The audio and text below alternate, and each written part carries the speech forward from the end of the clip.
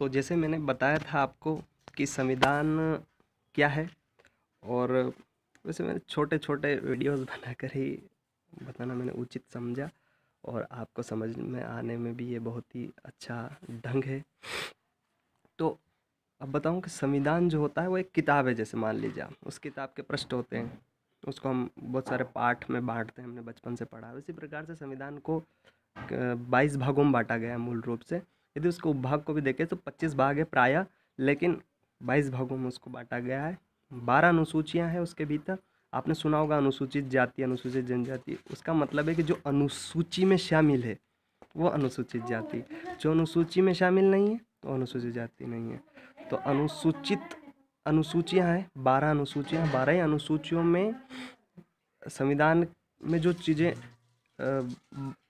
अंदर रूप से नहीं दिखा पाए, कि इसको व्यापक नहीं कर पाए, उसकी व्यापकता को अनुसूचियों में बताया गया है। तो ऐसा है। और जो टोटल धाराएं वो 1 से 395 395 तक है। कुछ संशोधन हो चुकी है, संशोधन के बाद बढ़ चुकी है, और कुछ धाराएं कम भी हो चुकी है संशोधन के बाद में। संशोधन की 368 आर्टिकल्स है। उस 368 आर्टिकल्स के अंतर्गत ऐसा शामिल किया गया है संविधान में कि वो संविधान के किसी भी धारा को बदल सकता है, परिवर्धन कर सकता है, निरसन भी कर सकता है, मूल अधिकारों को छोड़ करके। मूल अधिकारों को नहीं कर सकता है। अब आप सोच रहे हो कि मूल अधिकार क्या है? मतलब जो जानते हैं उनकी नहीं, लेकिन जिन्होंने पहली बार संविधान शब्द को सुना, संविधान के बारे में जानने की जिनके भीतर जिज्ञासा है, क्यूरोसिटी है, और नहीं जानने की इच्छा, फिर भी जानना चाहिए। क्योंकि आप प्रश्न तभी पूछ पाएंगे ना जब किसी चीज़ के बारे में जानते हैं। आप किसी चीज़ के बारे में मान लो जानते ही नहीं, तो उसके बारे में यदि कोई भी घोषणा होगी, कोई भी उद्घाटित होगा, उद्भव होगा, कुछ भी कार्य किया जाएगा एक्टिविटीज़ में, आप प्रश्न पूछ ही नहीं सकते ये क्या हो रहा है। अगर विधायक है तो यदि उसको गिरफ्तार कर लिया गया है किसी विधायक को, तो वो विधायक फॉर्म प्रतिनिधि के रूप में फॉर्म डाल सकता है या नहीं डाल सकता है।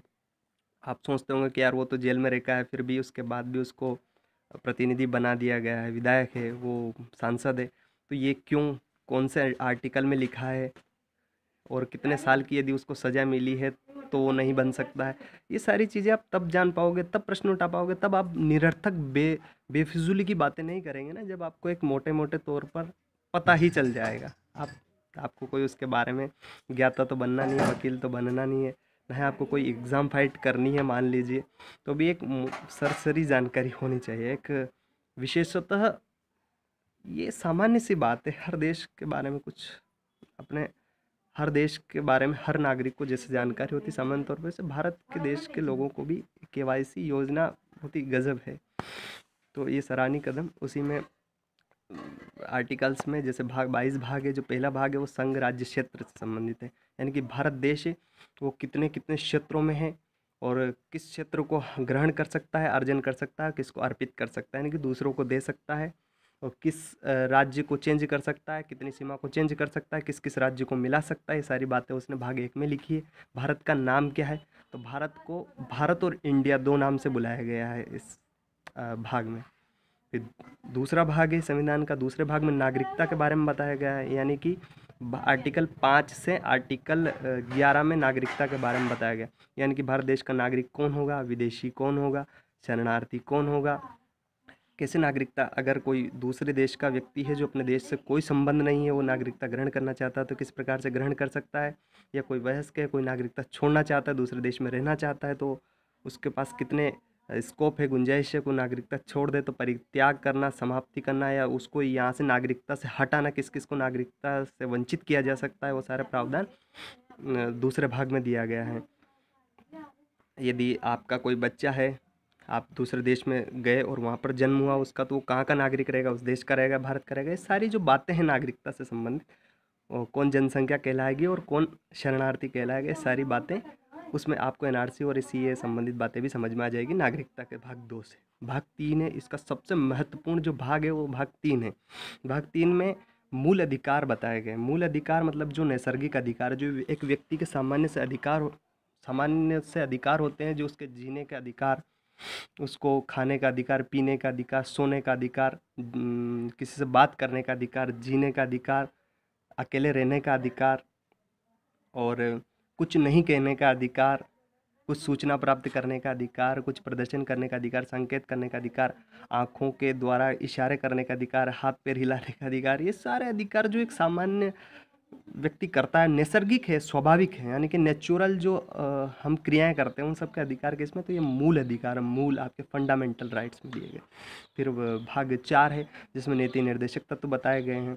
एक और बात बता दूं कि जो मूल अधिकार होते हैं उनको आप संविधान में जा करके, सॉरी, कोर्ट में जा करके प्रवर्तन करा सकते हैं यदि आपके मूल अधिकारों का हनन होता है, यदि कोई पार्टी या कोई नेता या फिर कोई आपके समाज में कोई प्रतिष्ठित व्यक्ति है जो आपके अधिकारों का शोषण करता है आपके साथ और आपके अधिकारों को छीनता है, तो उस अधिकारों को आप खुद भी दिला सकते हैं दूसरे के अधिकार को जनहित याचिका के तहत, और आप खुद भी आपके अधिकारों को भी लागू करा सकते हैं। उच्च न्यायालय में भी जा सकते हैं, सुप्रीम कोर्ट तक जा सकते हैं अनुच्छेद 32 के तहत। तो ये 35 तक, इसमें मार्शल लॉ के बारे में भी 35 तक मूल अधिकार के बारे में बताया गया भाग 3 में। मार्शल लॉ यानी कि किसी आर्मी का अटैक, आतंकवादी का अटैक हो गया, वहाँ पे आर्मी यदि रहना चाहती है तो वो आर्मी रह सकती है, किन किन के घरों में, तो ये सारी बातें मूल अधिकार में बताई गई है।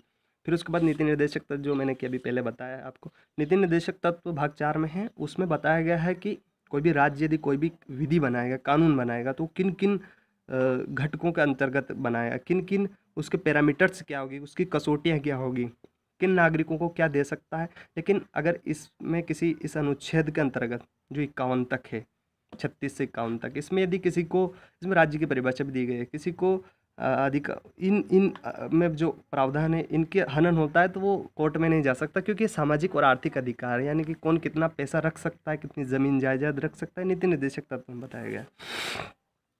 और अब इसके बाद जो है वो 4 का है, यानी कि मौलिक कर्तव्य का, ये बाद में जोड़ा गया है, बाद में जोड़ा गया है।